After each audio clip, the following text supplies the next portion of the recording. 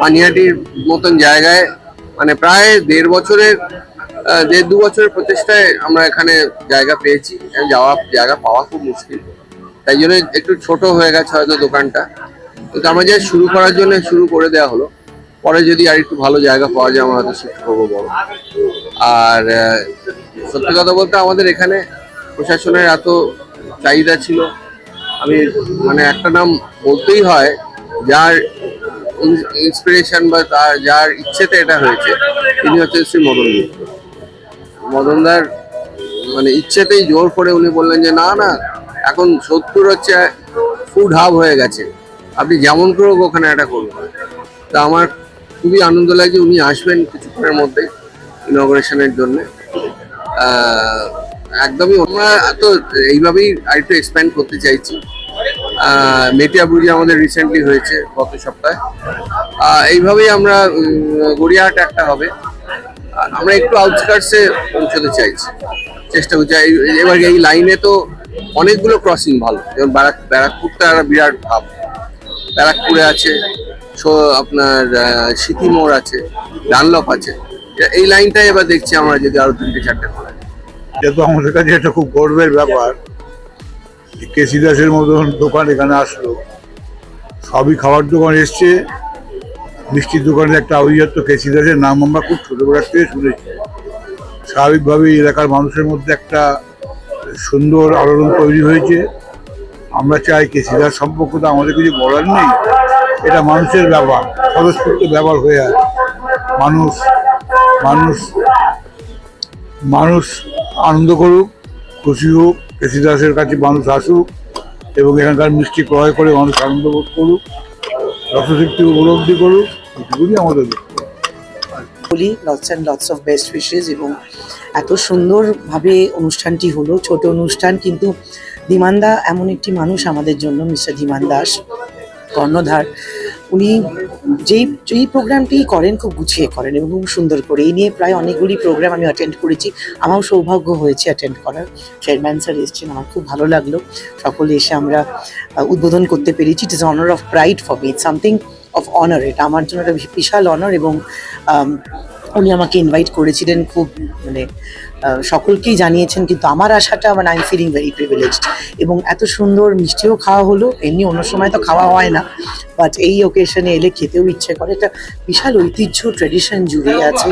এবং আমি যেই ওয়ার্ডের কাউন্সিলর, আমাদের ধীমানবাবু কিন্তু সেখানকারই বাসিন্দা এবং রসগোল্লা ভবনটি ওখানেই অবস্থিত। এবং এই পুরোপুরি হেরিটেজটা নিয়ে আমি খুব হেরিটেজের মাঝে থাকি এবং থাকতে ভালোবাসি। সেই পরিপ্রেক্ষিতে দেখলে কিন্তু খুব ভালো লাগছে এসে। এবং সোদপুরে এমনি খুব কম আসা হয়, এবার দেখছি আসা যাওয়াটা বেড়ে গেল এবং মাঝে মধ্যেই সকলকে নিয়ে আসা এই জিনিসগুলো কিন্তু থাকবে। অল বেস্ট উইশেস এবং শুভেচ্ছা রইল এই নতুন আউটলেটটির জন্য। Thank you. সেটি পেছনে শুনেছি কোনো কিছু লেট হলে নাকি শুভ হয়, তো আমি চাইবো এই যে আজকে যে ভিড়টা দেখছেন, লাইন দিয়ে ভিড়, লোকে মিষ্টি কিনছে, আমি চাইবো অত্যধিক বৃষ্টি না হলে এই ভিড়টা সারাদিন থাকুক এবং প্রত্যেক দিন থাকুক। আগামী আর সামনে আর কি পরিকল্পনা রয়েছে? আগামী পরিকল্পনা যেটা কোনো জায়গায় দেয় না, তবে আমার মিডিয়ার সাথে বড় অত ঠিক হবে না, অনেক হয়তো চালু করে দেবে। যেটা আমার পরিকল্পনা আছে সেটা হোম ডেলিভারি, যেটা সব মিষ্টির দোকানে করে না। মিষ্টির দোকানে হোম ডেলিভারি জেনারেলি হয় না। তো আমার একটা ইচ্ছে আছে জুরিডিকশন মধ্যে একটা ফ্রি হোম ডেলিভারি করব, আর একটু জুরিডিকশনের বাইরে চার্জেবল হোম ডেলিভারি করব। এটা আফটার পূজা, এখন এই মুহূর্তে নয়, কারণ পূজা অবধি রাস্তা থাকবে। পুজো অবধি পরিস্থিতি দেখে তারপর আমরা ডিসিশন নেব। যারা সোদপুরে এই মুহূর্তে হয়েছে, সোদপুরে যেসব মানুষরা কলকাতায় কম যায় তারা জানে না কেসি দাসের মিষ্টি মোটামুটি কিরকম রেঞ্জ থেকে আপনাদের শুরু, কিরকম রেঞ্জের মধ্যে, আর কি কি রাখছেন?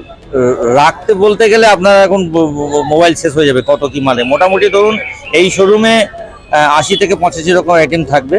তার মধ্যে নোনতা আছে, রাধাবল্লভী পাবেন, কড়াইশুঁটি কচুরি পাবেন, ভেজিটেবিল চপ পাবেন, ছানার capsicum, no paneer chop, that is call ছানার চপ। আমরা যে মিষ্টিতে ছানা বানাই সেই ছানার চপ। আর ছোটো সিঙ্গাড়া পাবেন, সিঙ্গাড়া 2 রকম পাবেন, বড় সিঙ্গাড়া পাবেন, ইটালিয়ান সিঙ্গাড়া পাবেন, এছাড়া ভ্যারাইটিস মিষ্টি পাবেন। এবং মিষ্টির রেঞ্জ রসগোল্লা 15 টাকা থেকে শুরু, আর ঘিয়ের দরবেশ 20 টাকা থেকে মদের রেঞ্জে শুরু। আজকে কি স্পেশালি অফার চলছে? আজকে একটা স্পেশাল অফার চলছে ডিউ টু ওপেনিং সেরিমনি। আজকে প্যাক মাইটের উপর আমরা 30% ডিসকাউন্ট দিচ্ছি। আর লুজ আইটেমের উপর 50% আমরা ডিসকাউন্ট দিচ্ছি। আগামীকাল থেকে রবিবার অবধি আমরা 20 আর 25% ডিসকাউন্টে কামিং সানডে অবধি দেবো। দাস মানেই একটা শরীরের মধ্যে একটা কারেন্ট বয়ে যায়, কারণ রসগোল্লা। রসগোল্লা, বাঙালি, কেসি দাস, এই তিনটে সমার্থক।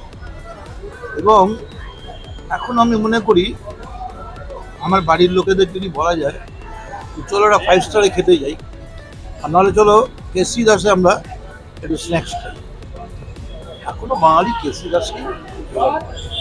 এবং দেখুন আমাদের এই মুহূর্তে পশ্চিমবাংলায় অনেক অসুবিধা আছে, সমস্যা চলছে, দুঃখের ঘটনাও আছে, এমন দুঃখের ঘটনা আছে যেগুলো আমরাও সমর্থন করি। কিন্তু তার মধ্যেও দেখুন মানুষকে তো নিত্য নৈমিত্তিক চলতে হবে, খেতে হবে। এই যে কেসি দাস খোলার সঙ্গে সঙ্গে তার যে টার্ন আউট, আর আপনি যদি একটু ক্রাউডের কোয়ালিটিটা দেখেন তাহলে বুঝতে পারবেন যে একেবারেই মানে আমি এখানে এসে প্রথম জিজ্ঞেস করলাম যে কি মেন আইটেম কি, কেসি দাসের সিঙ্গারা, ভেতরে সেই কড়াইশুঁটি দেওয়া। উত্তর পেলাম তার সঙ্গে সঙ্গে পনির রয়েছে। মানে পনির মানে চানা ভাতরাও নয়, আবার পনির চপও নয়, ছানার চপ। এবং ছানাটা আমি নিজে খেলাম, ছানার মধ্যে একটা পুরো দুধের গন্ধ রয়েছে, মানে পুরো যে দুধটা দিয়ে দুধকে করে অ্যাসেম্বল করে তার থেকে যে ছানাটা করা হয়েছে সেটা বোঝা যাচ্ছে। পাউডারের ছানায় এই তৃপ্তি আসে না। ফলে কেসি দাস সম্ভবত আমার যদি ভুল না হয় 29তম ফুড ব্লগার হিসেবে বিটি রোডে তিনি পা রাখলেন। বিমান বাবুকে আমি কৃতজ্ঞতা জানাচ্ছি, আমাদের একটা সুযোগ করে দিলেন। কেসি দাস খুলছে শুনেই আমি চলে এসেছি, কারণ আমি একটু খাদ্য লোভী আছি, আর কেসি দাস খুলছে শুনে দাঁড়াবার জায়গা নেই।